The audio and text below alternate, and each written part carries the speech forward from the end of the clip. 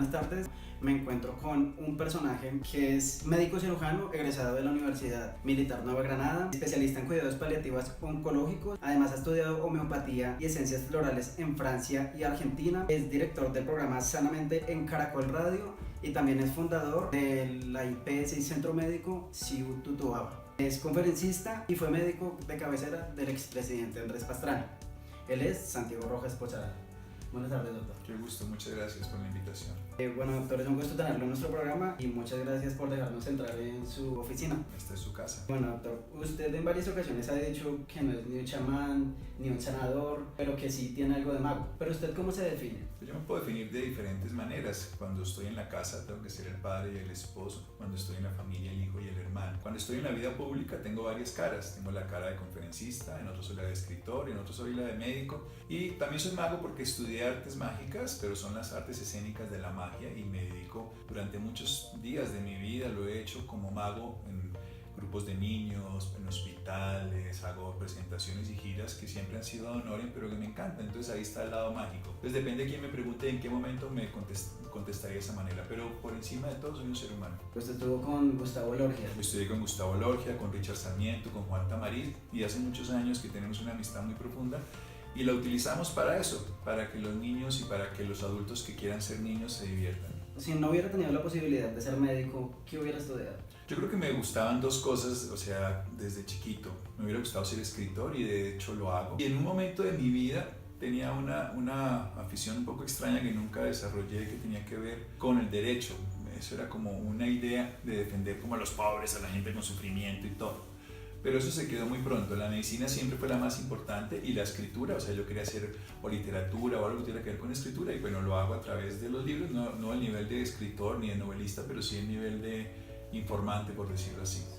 Bueno, doctor, ¿y usted cómo ingresa a los medios de comunicación? Es una cosa bien interesante. Eso empieza en el año 91, ya hace bastantes años, cuando a raíz de una persona que es de los medios asiste a la consulta y ve cómo me relaciono yo con las personas y les hablo, porque yo soy conferencista, siempre lo he sido.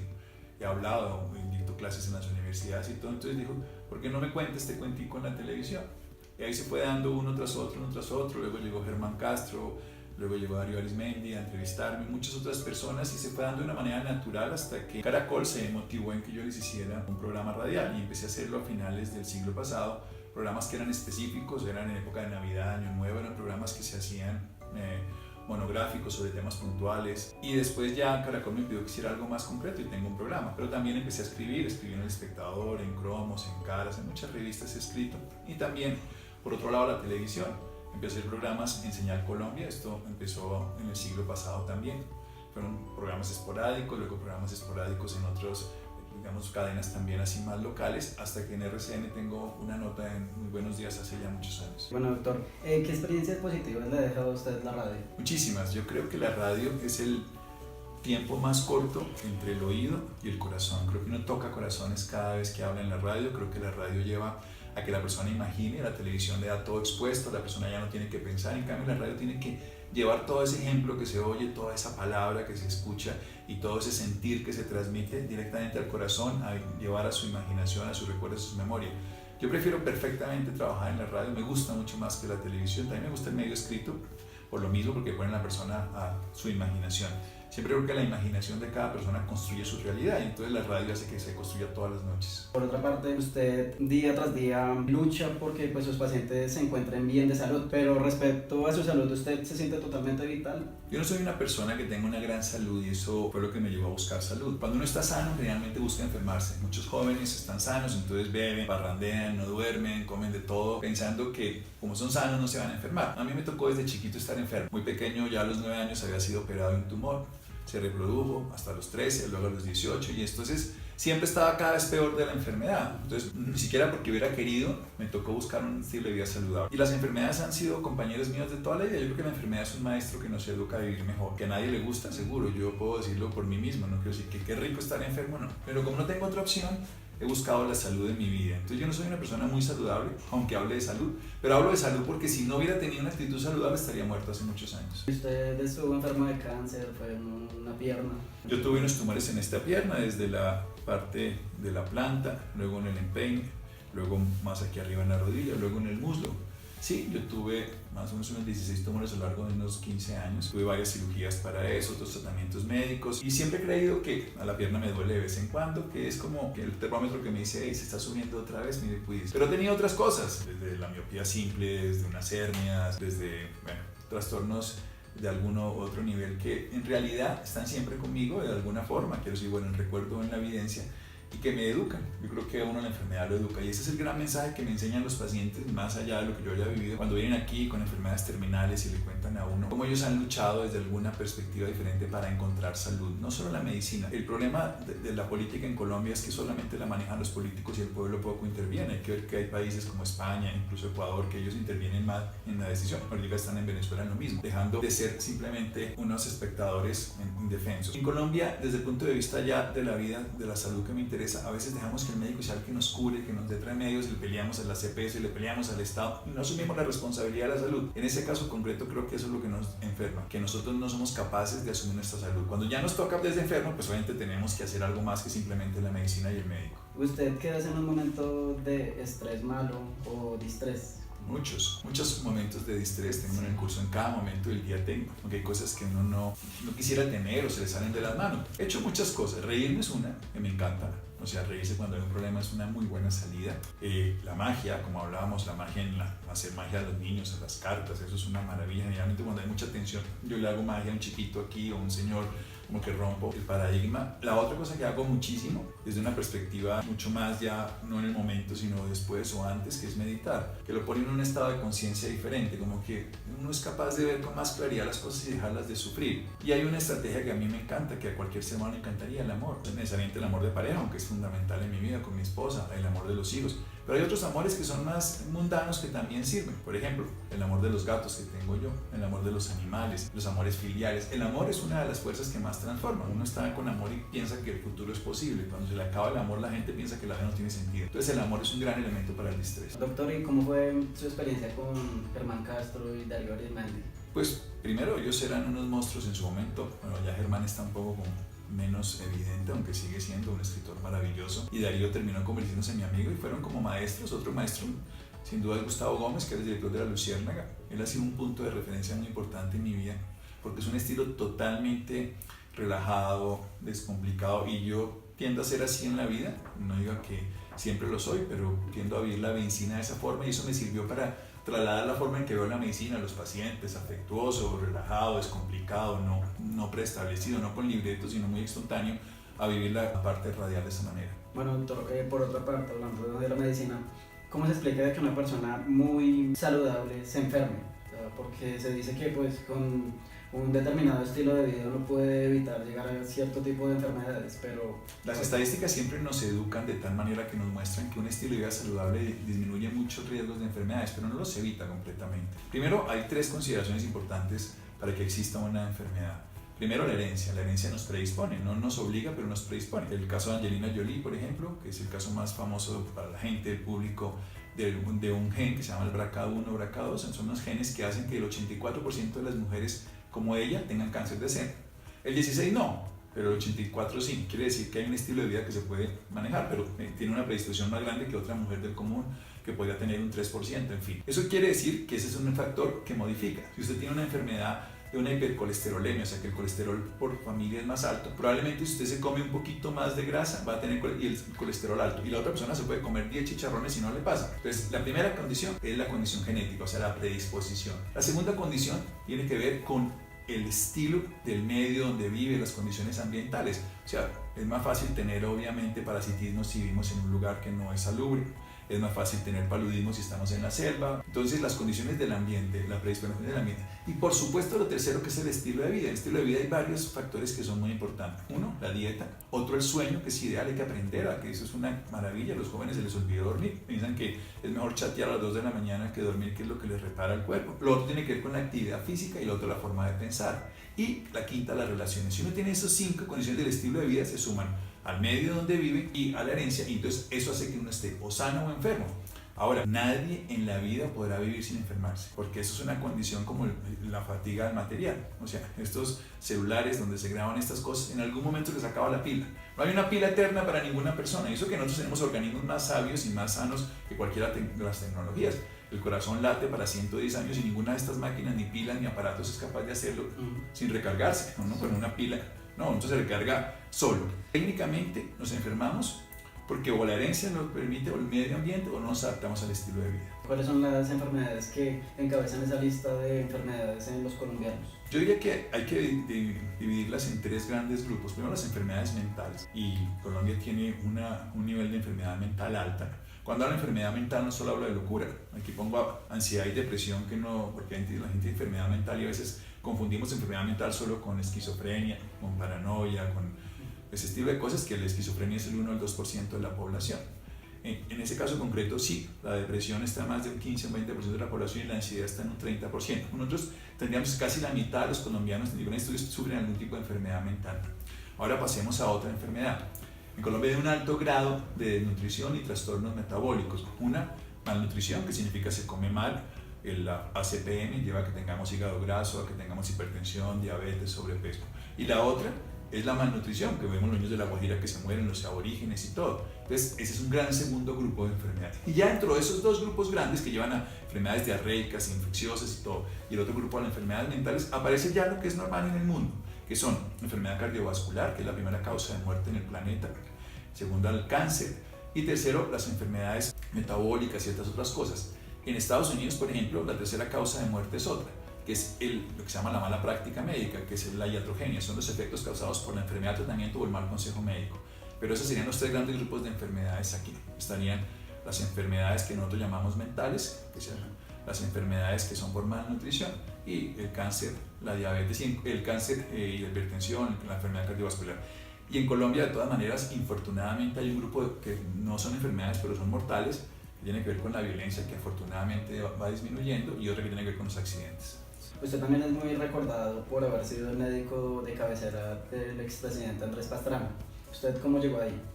De cualquier forma, como llega cualquier persona aquí al consultorio, algún día yo atendí a su padre. Realmente yo soy el médico de personas, algunos han sido presidentes, otros han sido personas del común. Yo no escojo los pacientes, escojo los amigos, y los pacientes, pues él es un gran personaje, conmigo lo fue, independientemente de cualquier consideración. Yo no soy político ni me interesa, pero como persona tengo la mejor impresión de las personas que llegan acá, y Andrés Pastrana fue para mí muy cercano en muchos momentos de su proyecto de presidencia. Yo también lo acompañé como médico, no como nada más, y él llegó porque su padre estuvo muy enfermo, su prima estuvo muy enfermo de cáncer, yo los acompañé y luego nos terminamos acercando por eso. Usted en uno de sus viajes acompañó a Andrés Pastrana a Cuba. ¿Cómo fue esa impresión con Fidel Castro? Pues a mí me pareció un personaje maravilloso. Yo, al contrario de lo que la gente lo ve en uno o en otro sentido, me pareció un personaje de una inteligencia sobrenatural, de una capacidad. Yo tengo varias escenas estando con él, y una que me sorprendió y que él ha utilizado, tengo que reconocer que la aprendí de él. Yo aprendo de las personas como cualquier otro ser humano. Estaba la rueda de prensa y estaba todo el mundo haciendo ruido, como pasa, que entonces estaban todos los periodistas y no sé qué, y entonces que mire que pongan que no sé qué. Entonces él, en lugar de esperar a que se callaran o mandar a callar a las personas, empezó a hablar, pero no duro, como hacemos todos, sino muy pasito.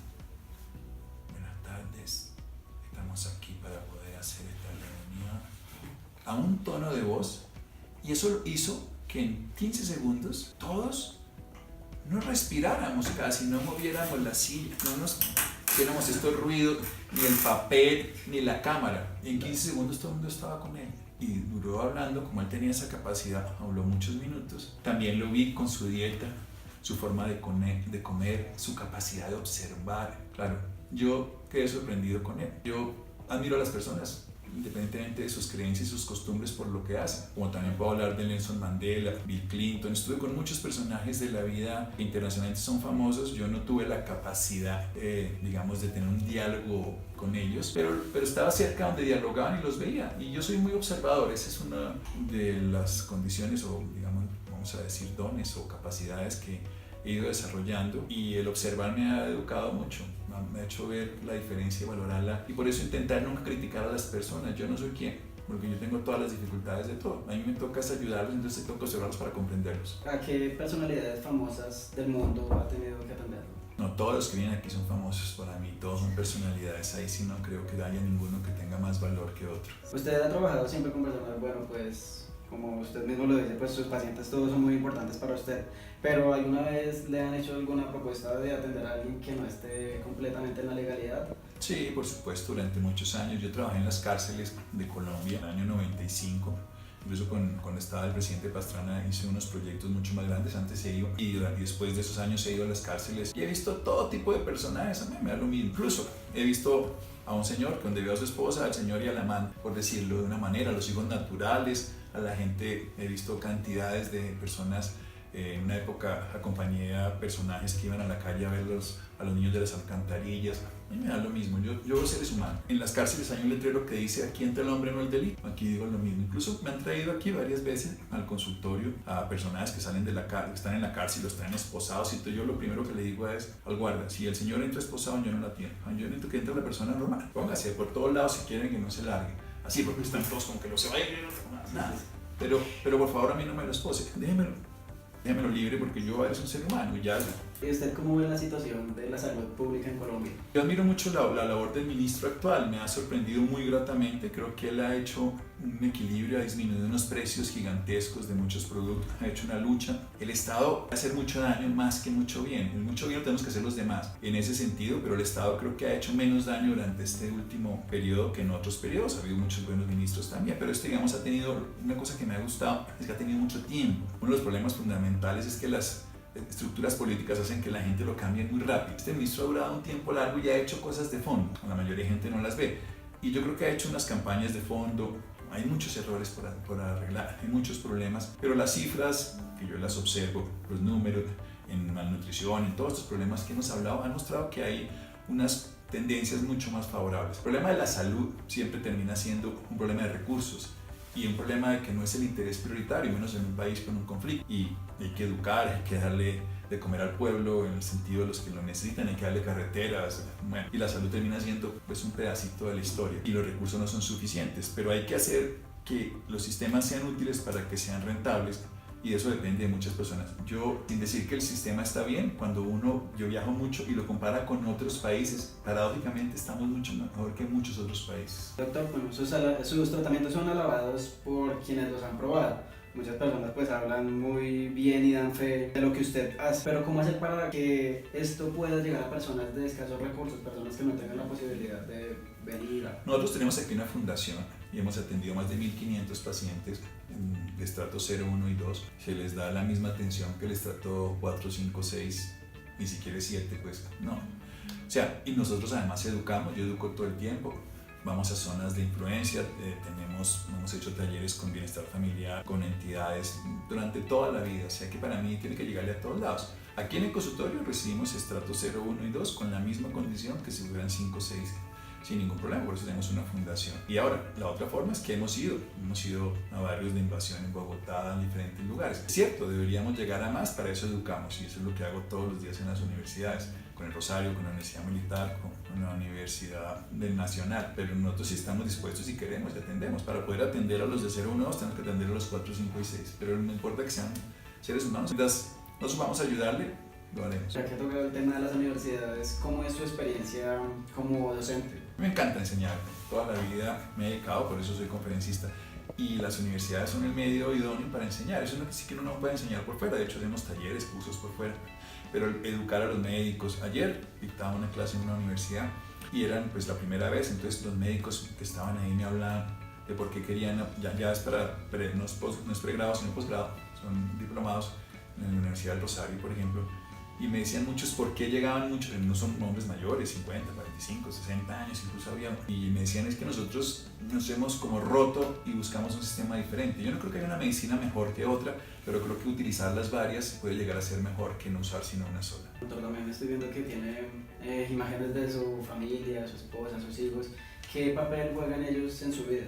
Pues este es el soporte y el sentido de mi vida. Yo soy un hombre familiar, no soy una persona ni parrandera, digamos, tengo una vida muy del trabajo a la casa y de la casa al trabajo. Hago algunas cosas que es salir, que es el deporte. Voy con mi familia a otras actividades, pero para mí es el centro de mi vida. Bueno, doctor, ¿nos podría explicar esto qué hace con los rombos y los poliedros? Sí, son poliedros regulares, son figuras sólidos platónicos que lo que hacen es muy simple. es permitir que la energía se mueva de una mejor manera. Nosotros somos energía, el cuerpo es energía, además de materia, que es evidente, pero la energía y la materia coexisten, la energía es la que le da vida a la materia. Y lo que hacemos es ponerla en orden con esas figuras, son figuras perfectas, son figuras arquetípicas, son figuras que nos permiten ponerle orden a la energía. Nosotros las utilizamos en lugar de usar las manos, que son como útiles obviamente. Lo que sana no son las figuras, es el movimiento de la energía, como la acupuntura sana por la aguja, pero es donde se ponga. Si no, pues usaríamos por todos lados o pondríamos por todos lados las figuras. Lo que hacen es ponerlas en orden. Y esto de la acupuntura y todo esto realmente funciona porque pues muchas personas tienen esto en los oídos, pero a veces dicen que sienten como que son... La acupuntura, como todas las técnicas, llámese el balón en los pies de Messi o el balón en los pies de otra persona, no funciona igual. La acupuntura es una técnica en ese sentido que responde a una ciencia que tiene un conocimiento muy profundo. Entonces, poner agujas para adelgazar y todo puede llegar a no ser eficaz. La acupuntura no es poner agujitas acá, eso incluso se llama auriculoterapia y es una de las pequeñas capítulos de la acupuntura. Pero la acupuntura es una ciencia milenaria. Ahí, el otro día revisábamos en una casuística más de 10.000 estudios, por ejemplo, hechos en Francia, no estamos hablando de un número pequeñito, sobre la eficacia de la acupuntura en cantidades de patologías: hipertensión, asma, alergia, insomnio. Por ejemplo, el año pasado trajimos a un especialista en insomnio con 40.000 pacientes tratados de insomnio sin medicamento, solo con acupuntura, con éxito del 92%. O sea que desmentir eso sería absurdo, incluso por encima de muchos hipnóticos y todo. El punto fundamental es cuando una ciencia no se usa correctamente, pues claro, no tiene ningún valor. Es como el medio, la televisión, las redes sociales son una oportunidad. Si las hacen bien, llevan a una información coherente, y si no, pues al caos. La acupuntura puede hacer lo mismo. Tengo entendido que tiene acá unas imágenes de Jesucristo y del Arcángel Gabriel. Y bueno, ¿cuál es su idea de Dios? Pues para mí Dios es todo lo que existe, el sentido de la existencia, en lo material mi familia, en lo espiritual Dios. Jesús, un símbolo importantísimo en mi vida. No soy una persona religiosa, no quiero serlo, pero soy una persona espiritual, o sea, considero que la vida tiene un sentido, que la vida es trascendente, creo en Jesús, pero valido todas las corrientes. Creo que todas las diferentes historias de la vida han llevado a que alguien crea en Mahoma, otro en el Dalai Lama, otro pues en alguna u otra forma de creencia. Para mí es tan válido cualquiera de ellas. Sí, aquí tenemos imágenes de los ángeles, creo que son facilitadores. No soy, digamos, de esa línea angelical de rezo social. El angelito creo que es totalmente real, aunque mi línea más cercana es Jesús, Francisco de Asís, aunque también de alguna forma trabajo una línea budista que no es una religión, sino una filosofía de vida. Doctor, le voy a hacer ahora unas preguntas rápidas con unas respuestas cortas. Bueno, espero que salgan. ¿Cuál de sus libros es el que más recomienda y por qué? El más reciente siempre, porque es el que está diciendo lo último que pienso. ¿Un libro que nos recomiende que no sea escrito por usted? Hay muchos, digamos uno de Richard Bach, es un libro muy valioso, Iniciación de Elizabeth Hage. ¿Cuál es su música favorita? La música favorita de la naturaleza. ¿Cuál es su escritor favorito? Es que depende del género. En Colombia, pues suena raro, Mario Mendoza, me gusta Daniel Goleman en temas de conciencia, digamos que por poner esos dos. Brown, que escribió pues toda esta obra de Leonardo da Vinci, pues el Código da Vinci, me parece, en términos depende si voy a leer novela y todo, pero a mí me gusta leer autor que se llama Alice Bailey, una autora que es de conciencia espiritual, como depende de dónde lo voy a meter. ¿Cuál es el médico al que usted más admira? Dairo Melo, que fue el médico que yo le aprendí desde chiquito, digamos que sería el que más admiro. Él decía además que el primer médico era Dios, el segundo el paciente y el tercero el que se cubría, en este caso de azul, pero de blanco para cubrir su desnudez intelectual. Yo creo que a Dairo, que fue mi primer maestro. Y pues por último, usted, que más tarde, ¿cómo es su agenda diaria? Me levanto temprano, medito, le doy de comer a mis gatos, me despido de mis hijos, me vengo al trabajo. Trabajo generalmente todo el día, aunque los martes y los jueves tenemos actividades distintas por la tarde. Y luego hago radio un par de veces al día, estoy en la casa. Los fines de semana intento, salvo un fin de semana al mes que doy cursos, estar siempre con mi familia. ¿Me desempeña su tiempo libre? Sí, el tiempo siempre está libre, depende de uno. Bueno, doctor, le agradecemos por su tiempo y disposición para desarrollar la entrevista. Bueno, esto fue todo por hoy.